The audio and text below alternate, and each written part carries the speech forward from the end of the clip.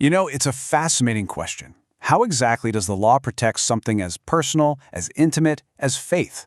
Well, that's what we're digging into today. We're going to explore the specific rules out there designed to defend religious sanctity, everything from sacred ground all the way to a person's deeply held beliefs. And really, this is the core question, isn't it? Every society, everywhere, has to wrestle with this. It's a real tension. Where do you draw that line between protecting someone's religious freedom and guaranteeing everyone's freedom of expression? So let's take a look at how the law even begins to try and draw that line.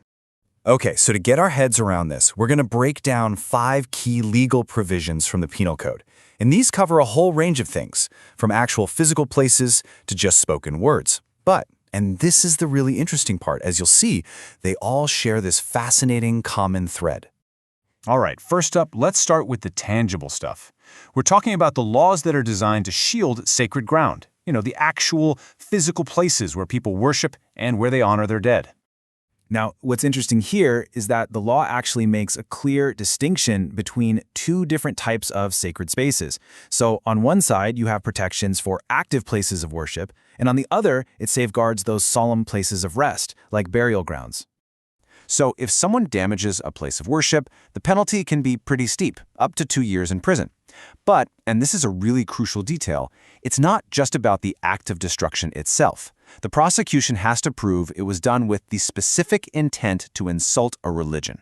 That mindset, that's the key here. And that same idea of protection extends over to places of rest. It's also an offense to, say, trespass on burial grounds or disrespect a human corpse. But again, and you're going to see this pattern, it only counts if the intent was to wound someone's feelings or to insult a religion.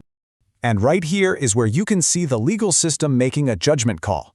The penalty for trespassing on a burial site is 1 year. That's half the penalty for damaging a place of active worship. So pretty clearly, the law views one of these as a more severe offense than the other. So that's how the law handles physical spaces. But what about the beliefs themselves, right? The intangible stuff. Let's shift gears and look at how the law guards against insults that are made through words or signs, or really any other form of expression. Okay, now this is where the law sets its absolute highest bar. For an insult to actually be a legal offense, it can't just be careless or, accidental. It has to be proven to be both deliberate and malicious.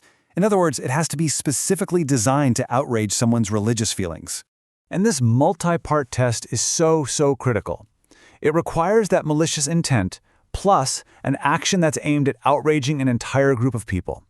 And the reason the standard is so high is to separate, genuine calculated hate speech from maybe some clumsy criticism or just simple disagreement, which of course might just be protected speech. And as you might expect, to match that super high bar of intent, this particular offense carries the heaviest penalty we're going to see today, up to 3 years. The law is basically reserving its most severe punishment for what it considers the most malicious possible act. Okay, now let's contrast that with a totally different kind of offense. There's another law, and this one deals with more personal, more direct insults. Think like saying something or making a gesture with the deliberate intent to wound the religious feelings of a specific person who's right there in front of you. And once again, the punishment here really tells a story.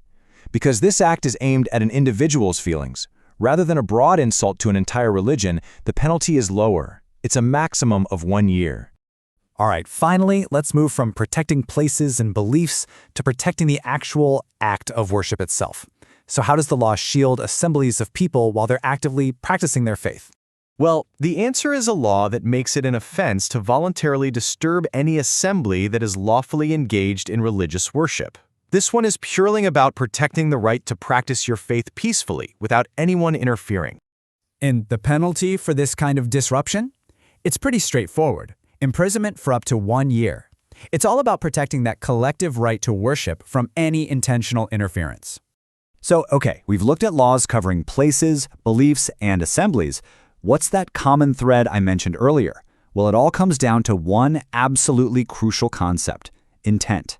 In every single one of these offenses, it's the mindset of the accused person that matters most. This table really puts it all together nicely. Just look at the column on the far right. You see the penalties range from 1 to 3 years. Okay, now look at the column right next to it, the one labeled required intent. You can see a direct link, right? An offense that only requires someone to act voluntarily, like disturbing an assembly, that gets you 1 year. But an offense that requires that deliberate and malicious intent, that gets you 3 years. The pattern is, well, it's crystal clear. And honestly, this is the central takeaway from all of this. The more malicious and targeted the intent, the harsher the punishment is going to be. An act aimed at just wounding one person's feelings gets a year, but an act that's designed to outrage an entire religion gets 3. The law isn't just punishing the action, it's really punishing the intent behind it. And all of this brings us right back to our final question, the one that really sits at the heart of this entire discussion. When you understand these laws, it forces you to think about that incredibly delicate balance. The balance between protecting citizens' deeply held religious beliefs on one hand and upholding the fundamental right to freedom of expression on the other.